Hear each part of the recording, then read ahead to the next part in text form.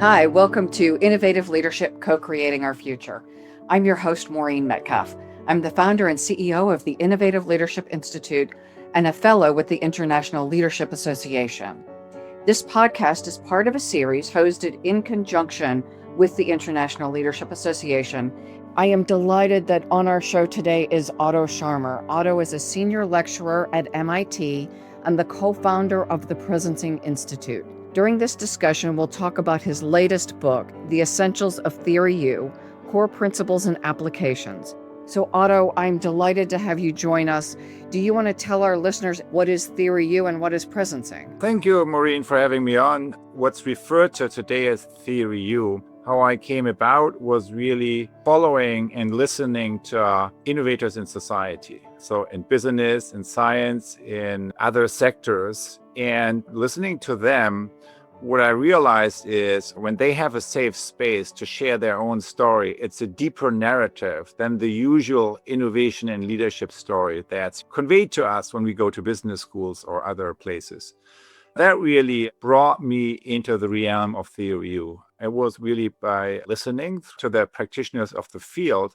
I remember one situation in the early years. So once I developed the framework a little bit, I went around to places across sectors and across countries and cultures and, showed up, shared a little bit the findings, and then basically listened to people, what stories they had in terms of this deeper territory of leadership.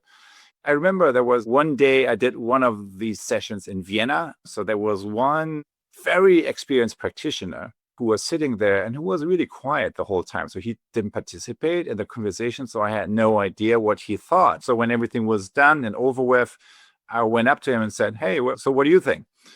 And then he went quiet for a moment, almost as if he was moved by the conversation. He said, "Well, it wasn't that everything you said was radically new to me. I just didn't know that I know. I just didn't know that I know." So that is, for me, being an action researcher, the highest currency possible. That's the highest compliment. What I try to do is not come up with fancy new concepts that creates more confusion in a moment where we are already confused to begin with. What is my highest goal, if you want, is offer perspectives or distinctions that help us to make visible what we already know in our best moments, in a moment of transformation, in a moment of creative breakthrough. And then if you have that framework, what was implicit before, you can become more aware, and therefore you can use and leverage your own best experiences that you have as a leader more intentionally and more consciously going forward. The whole thing really came together through listening. One of the things I love is that you have practical processes and approaches, that it's not just something I read in a book and say, "Oh, wasn't that nice?" but I can actually take action based on it. That's true. Theory U is really two things. It's a framework that offers a new perspective on leadership and on transformational change from a systems perspective. And the other one is it's a method. It's like, how? Okay, so now I know the different layers or states of awareness that a system can operate from, but how do I move from one to the others? As leaders, of course, that's ultimate the question. And as change makers, that's ultimate the question we all are wrestling with. That's actually the main part, because the framework was already there. Pretty much, it keeps evolving, but pretty much in the first stage.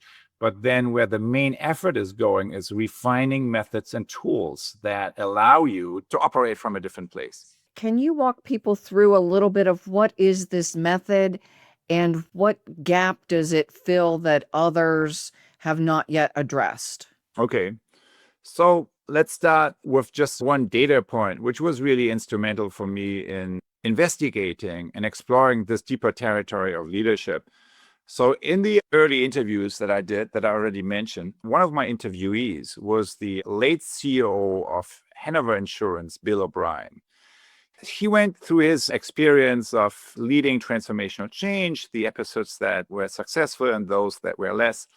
And then reflecting on all his experiences, his personal experience in leading transformational change with this line. He said, "The success of an intervention depends on the interior condition of the intervener.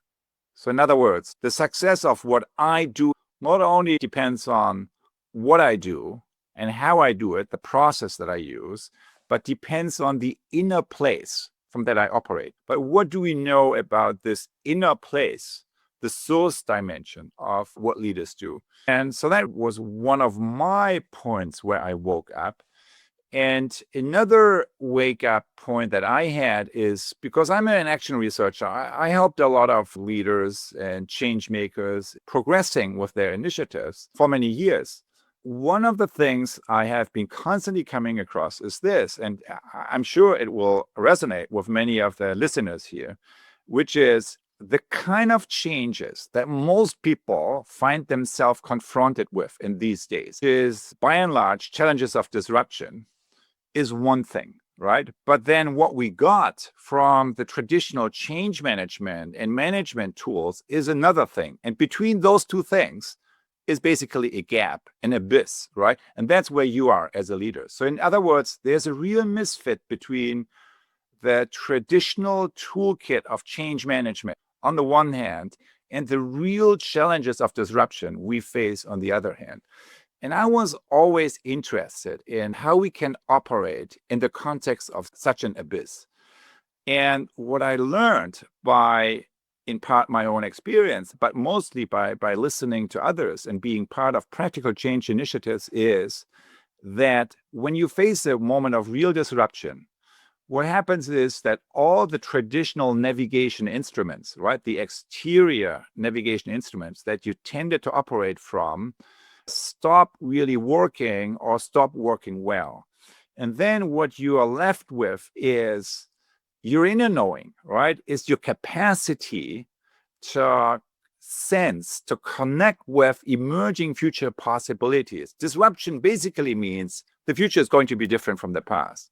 So how can we as leaders develop learning practices and learning infrastructures that not only reflect on the past, that may be necessary, but it's never sufficient when you deal with disruption, but also that allow us to sense and actualize emerging future possibilities. And that's really what Theory U does. And the main point about Theory U is that to do that, you need to rely on not only the knowing of your head, but also the knowing of your heart and the knowing of your hands, which is the learning by doing. So in other words, when you deal with disruption and the only intelligence you rely on is the one that resides above your neck, that's a problem because our open mind is brilliant, IQ is brilliant, but it's only looking one direction, which tends to be the past. If you want to connect with emerging future possibilities, you need to develop your sensing capacities. You need to get out of your own bubble. You need to put yourself into the places of most potential. And you really need to engage in deep listening and deep dialogue and really using your feelings, not as traditional emotions where you just react inward, but as organs of perception, where you sense into how other communities, how other people, how other stakeholders are sensing and experiencing the situation. So empathy, compassion, and courage as core capacities that we need to practice as leaders when we deal with challenges of disruption. So what does it take to respond to challenges of disruption?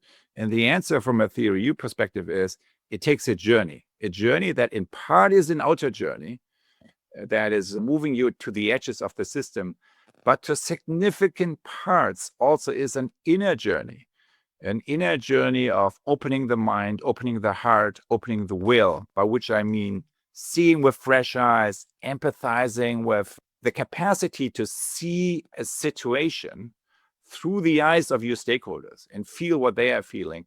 And then open will, what is that? That's basically letting go and letting come, right? The capacity of letting go of everything that isn't essential and tune into that what is wanting to emerge. Walk us through a practical example for listeners who are saying, okay, I think I got it, but let me hear an application so that I can ensure that I grasp it. Sure. So the shorthand of the U process If you want to really boil it down to just 4 words or 8 words, you could say it's seeing it, sensing it, which is feeling it, and then being it, really connecting with what it is that is wanting to emerge, and then doing it or co-creating it. So that's in a nutshell the journey. And it can happen in many situations. For example, I am teaching half-term class on that here at MIT. And one of the things that has surprised me most is because most people say, yeah, so you're either a good listener or not so good a listener. And we tend to take that for granted. And what I'm almost shocked by is how much, in fact, you can profoundly shift your mode of listening in a matter of weeks. And what it takes is practice. So it's like 2 or 3 things what it takes. Number one, a tool, right? In this case, the tool is to differentiate 4 different levels of listening. Level 1 is projecting your old stuff. Level 2 is kind of factual listening. You notice what's interesting, what's new, kind of disconfirming data. Level 3 is empathic listening. You use your heart and you begin to see or sense the situation through the eyes of another. And then level 4 is generative listening, which is really kind of you move into the co-creative realm, where something new is being born one way or another. Think about a great coach, right? What a great coach would do for you. That's usually related to level 4 listening. So that's the distinction part, element 1. Element 2 is that you practice that and that you review your daily levels of listening. You take just 5 minutes in the evening and you review the day by asking yourself, how many hours did I spend on level 1? Just only noticing what I already knew, right? What percentage of my time did I spend on level 2, paying attention to what's surprising, what's new? Level 3, empathic listening, sensing, seeing a situation through the eyes of another, or even level 4.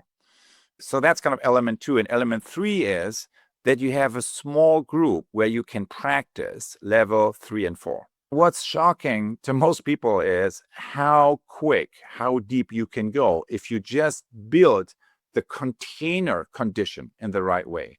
So container condition is a lingo that facilitators use, as some of you will know. And what it really means is like holding space. So it's kind of how you move into a space, kind of the arrangement. The holding space can be physical, can be digital, can be ground rules, right? And also like a commitment, whether or not it's a safe space, where it's confidential, and whether or not you practice deep listening with one another. So that's kind of the holding space.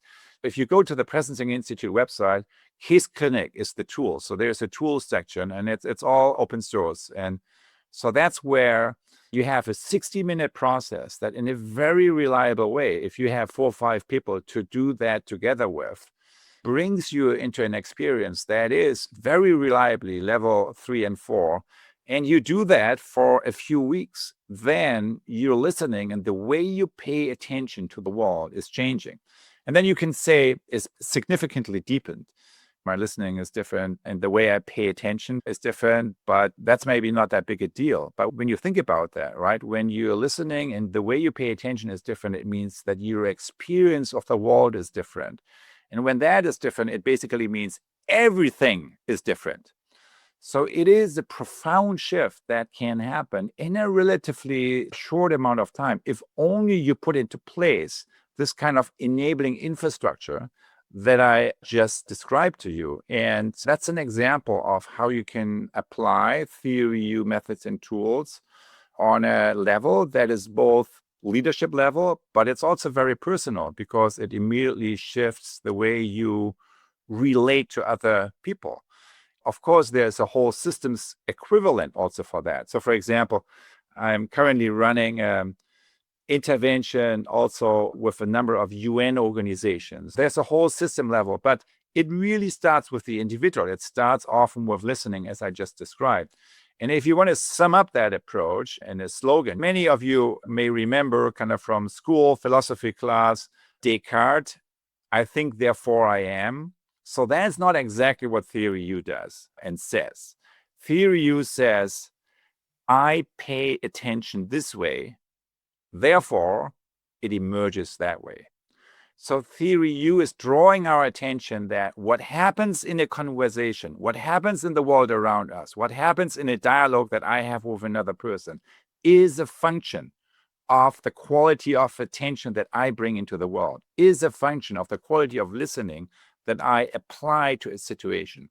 So what Theory U does is really highlighting the hidden agency that we often have as individuals, but also as teams and as on a collective level, that if not highlighted, remains unnoticed and also unused. I think about using something, a process very similar to Theory U when I was helping a client solve a problem about saving money. It was a restaurant chain and they were trying to manage costs, as everyone does. And one of their recommendations was cutting the food allowance of employees. So at that point in time, they had unlimited meals. The proposal was cut what they could eat.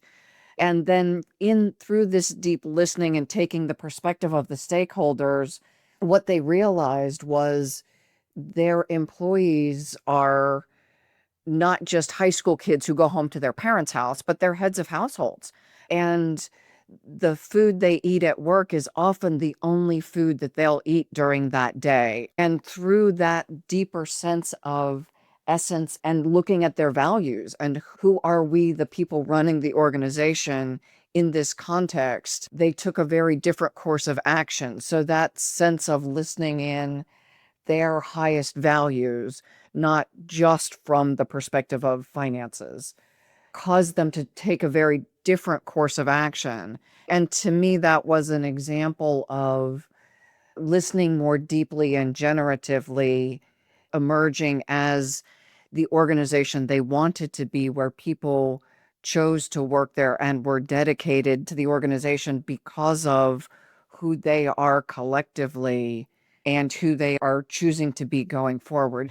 No, absolutely. I think that is very applicable. And it brings to mind what often is a problem when we look at examples of leadership failure, right? Leadership failure is basically, at the root often is disconnect with reality. Leaders disconnected with reality, divorced from reality, divorced from data, and divorced from listening to data. So listening and paying attention to data, even though we may not like what the data is trying to tell us, is really at the core of all leadership. And the lack thereof is at the root of all leadership failures, particularly when you happen to operate in a moment of disruption. Otto, especially as you talk about consciousness and leaders and awareness, what is different now and what is required more from leaders now? What is changing with regard to leadership? I think what the current moment is changing about leadership is it's just highlighting things that were already clear before.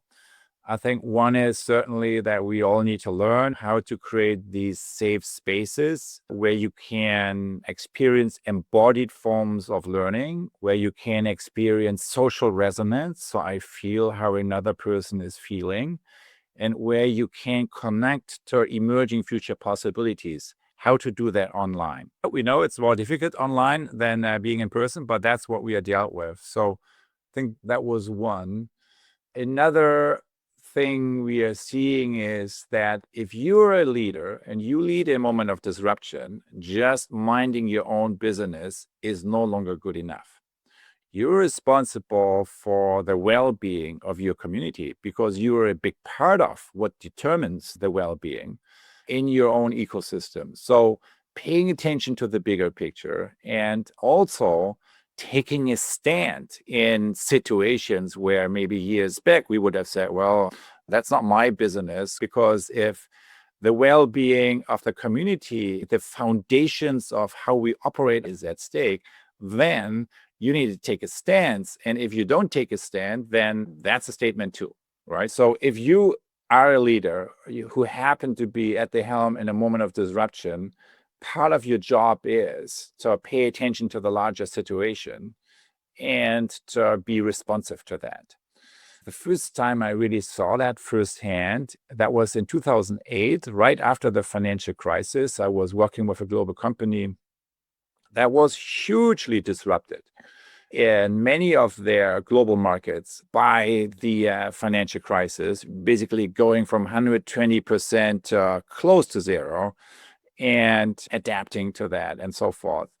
Being engaged with leadership or part of the leadership system, what I found fascinating is that the same situations, it was one company facing one situation, kind of this challenge of disruption back then, had very different impact in different parts of the organization. So in some groups, in some areas of the organization, you could see that leadership was rising to the occasion. You could see that the morale was going up and that people really worked together in more co-creative and more, right, inspired ways than they had been actually doing before. That's really kind of this rising to the occasion, not as one individual, but really as a leadership system, as a distributed phenomenon. So in my view, the essence of leadership is really the capacity of a system to sense and step into the future and shape the future.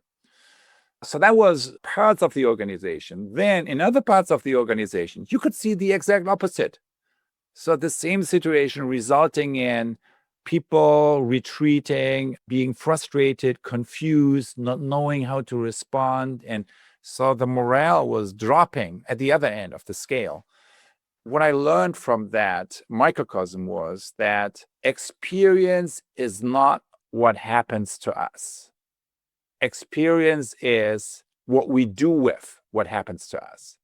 So how we respond to what happens to us, whether when I apply an open mind, an open heart, an open will, for example, in a leadership situation where no one knows what's going to happen tomorrow, am I visible to my team? Am I reaching out? Am I leaning into that situation? Or do I pull out and pull myself out of the situation, avoid the contact, the difficult contact with the front line, and then in my back office try to develop some analytical frame and so on?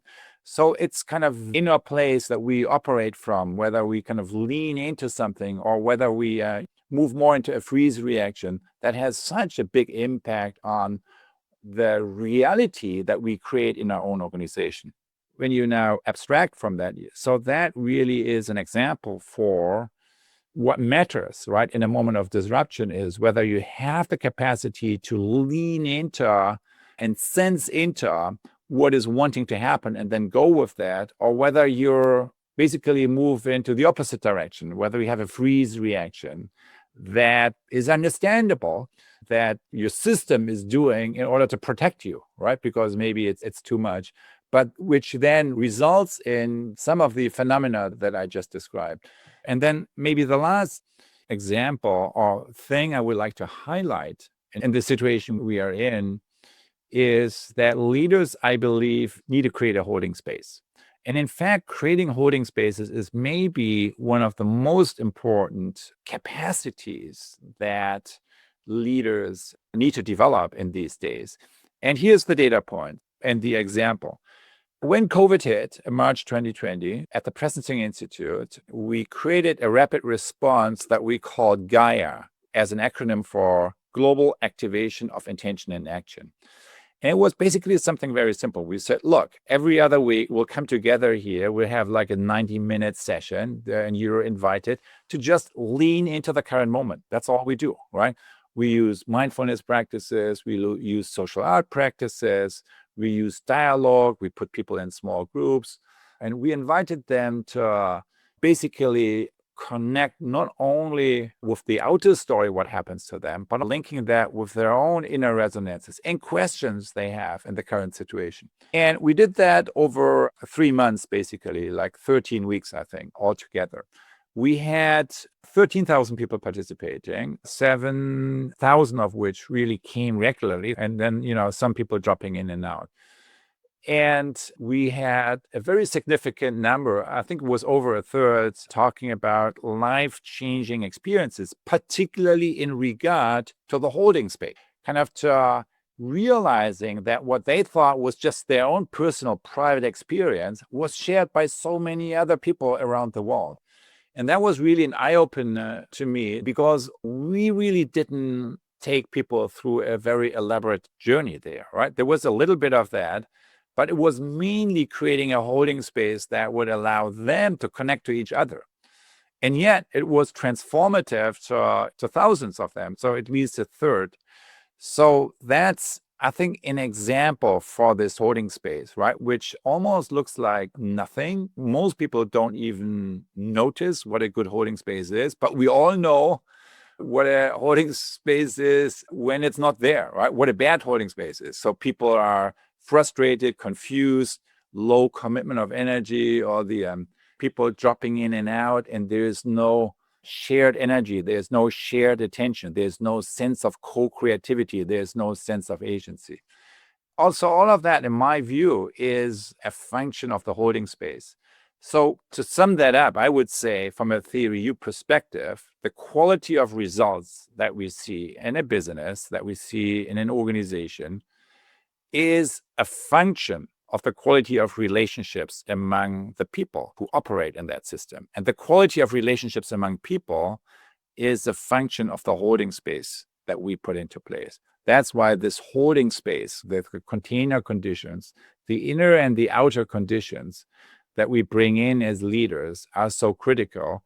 And that would be the last thing I say the 2020 moment has taught us in terms of leadership. What I was taught in traditional leadership is it's more about what I do, not who I am. And for many people, this is a first time they have had to show up differently so that their people could engage with them, that the level of authenticity when we're working from home and you can see kids running in and out of the room, or you can see my home at this moment.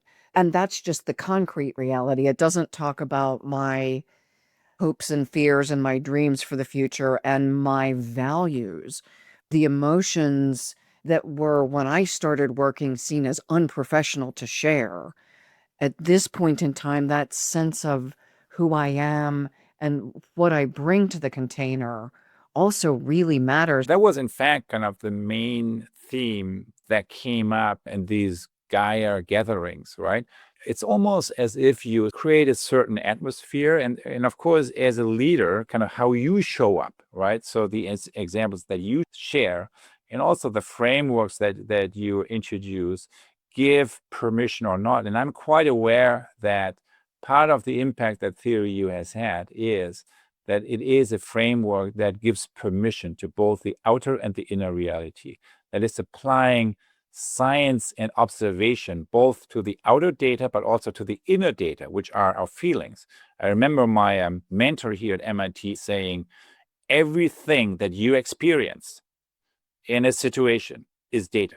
Everything you do in terms of diagnostics is an intervention, right? Everything you do is an intervention, and everything you experience, right? All your feelings and all your senses is data about the situation. And I think when we talk in leadership about refined practitioner development, it is about reading these subtle data with more skill, right? Paying attention to them with more skill. And when you create a container that gives permission to bring the interior dimension of leadership into a situation, it is a game changer, right? Because it allows a whole other level of creativity and co-creativity to come in that you do not get when you just refer to external data. It also then requires me as the leader to clean up my feelings, to be clear about what's prompting a feeling. So if I'm angry, make sure that if I'm feeling anger and I'm interacting with someone, that anger is actually related to that person, not something that's happening with my mother at a distance, or that as leaders, we have a responsibility to be effective with our inner tools. Yeah. It can be emotions or negative emotions. It can be the voice of judgment that we have against others, against ourselves. It can be the voice of cynicism or the voice of fear, right? I think we all know these voices very well. Organizational life is filled with them. And the key for leadership is making them visible, becoming aware of them so you can make a conscious choice. and you are not just unconsciously driven by them. Coming back to your earlier question, presencing. So presencing is the capacity to sense and actualize the future as it emerges. It's the capacity to lean into the current moment with an eye on what is it actually that's wanting to happen. And in that way, you can say the essence of theory U-based leadership is leading by letting go and letting come, right? Letting go of what no longer is essential and leaning in more into what is wanting to emerge in a situation, in a constellation or a life constellation that you are facing as a leader. And bringing in the more personal dimension and the interior dimension into that. If you begin with your leadership team to have conversations on that level too, it opens up a whole other level of trust and of co-creativity. And that's where I find, particularly in these moments of disruption, where we can find a source of confidence and a source of individual and collective agency that is so much necessary right now. Otto, it has been such a joy to have this conversation with you. And so I appreciate your willingness to take this amount of time to share with our listeners your latest work. Can you share with them your website and where else they might learn more about Theory U and presencing? Very happy to. So there are two websites. The first one is ottoscharmer.com. So that's just my name. That gets you to my homepage. There are a bunch of blogs and other resources you can find there. And then the other website is presencing.org. There's obviously a link on my homepage also to that. But presencing.org, it's with a C in the center, presencing from presence. .org is institute that is developing the methods and tools. If you go to the resource section there, you find a whole bunch of methods and tools in other ways of capacity building opportunities, including the U Academy. So you find that there, and including on the free online offerings through edX, kind of the ULab offering, which really has open access to the whole foundational set of methods and tools. So that would be the ULab class on the edX learning platform. So those are the two main ones. Thank you. Thank you for sharing time with us, sharing your wisdom with our listeners, and for the brilliant work you continue to do in the world. Thank you so very much, Maureen, having me on. And what I forgot is, if there's one book, I would suggest go directly to the Essentials book, because it's shorter, it's more accessible. That's probably the best short entry. Cool. Thank you. Thank you. We'll talk to you again, I hope.